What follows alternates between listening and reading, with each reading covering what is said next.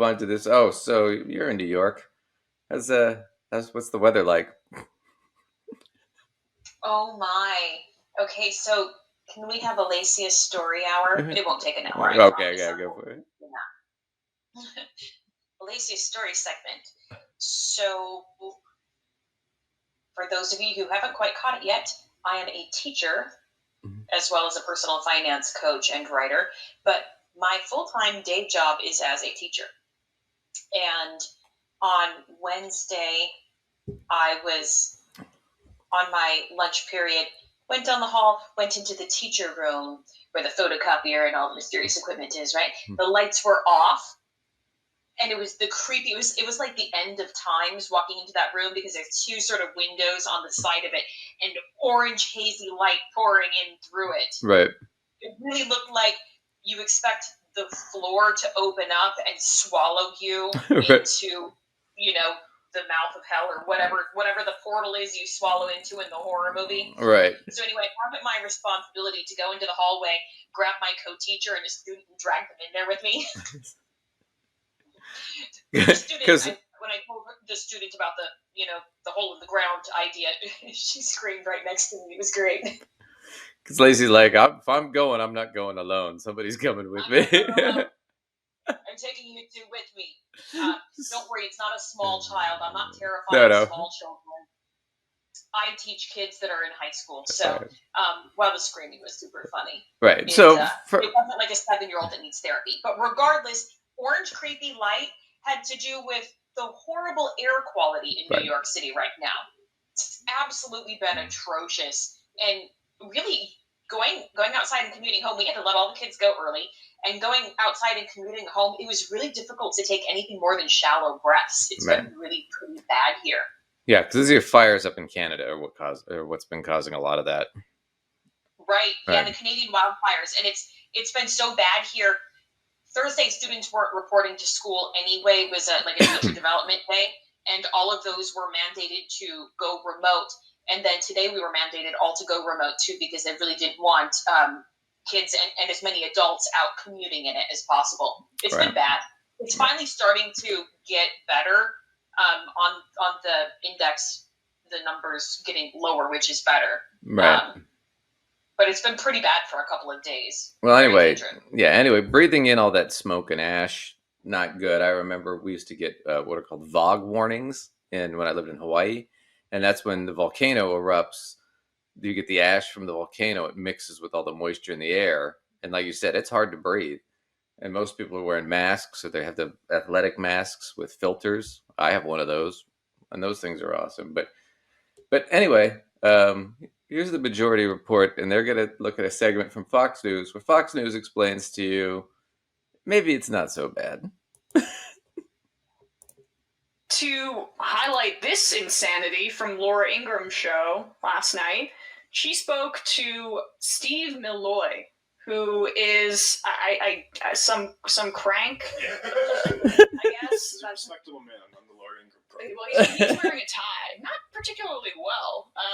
Looks a little crooked, but I'm not the. Not the tie, or I'm not the what's that leftist guy on Twitter who critiques right-wing fashion? Workwear? Yeah, I can't speak to it, but So per Wikipedia, Steve Milloy is the founder and editor of JunkScience.com, and his career has been spent disputing the science government agencies rely on for protecting the public. Right. Yeah, so you'll see a lot of that here, and that's why Laura Ingram brought him on, because yesterday and into today, tens of millions of people in the Northeast and the Mid-Atlantic were essentially under air quality alerts, and the severity here in New York City was as bad as it got, I think, in the country. We had an AQI of 484. Yeah, off the charts, like a 300, I think, is where they say, like, hey, it's hazardous to be outside. Yeah, and other areas surrounding the city also had some really hazardous air quality. Apparently, Well, let's see. I'm sorry, she's taking a little longer here. Let's skip to the Ingram. Look, the air is ugly, it's unpleasant to breathe, and for a lot of people, they get anxiety over it. But the reality is there's no health risk. Okay, there's research. They've done lots of Look at that. There's no health risk. Just breathe it in. Look at that photo. There's no health risk there. So, as you can see, to support my very important story about the teacher room, that's what was pouring in through the window, people. It's really been creepy, and it's really been hard to breathe when you go outside. Yeah, well, and this is, people don't understand, because I've been in this kind of stuff. That's midday. That's not dusk. That's like noon. It looks like that. Right. That's how thick that shit is in the air. And let's remember, it's June. Noon in June is usually really bright. And that's like noon, what it looks like in June. Yeah. That looks like some dusk stuff. And I have to tell you, we're saying it's like that in June and... Oh, yeah. It had that sort of, creepy campfire smell going on as you're just walking down the street, trying to get whatever part of your commute done you were supposed to. It smelled like campfire. New York City streets are not supposed to smell like campfire. No. Or be orange and hazy. No. They're supposed to smell like raw sewage. Not. Just the back alleys. If you were through a monitor, I'd throw something at you. Research on asthmatics, on elderly asthmatics, on children, on elderly with heart disease. Not a call for a wheeze from any of them. What the fuck? In India and China all the time. No public health emergency. Speaking of, do you notice, like, in all the coverage of, Bill Ware, the tailpipes, all this stuff, they never, ever mention the fact at the top that China is the #1 polluter in the world. Never. Yeah, this hold on, though. But that's the thing is, okay, so now we're switching to China. But let's talk about this. Have you ever seen photos of Beijing?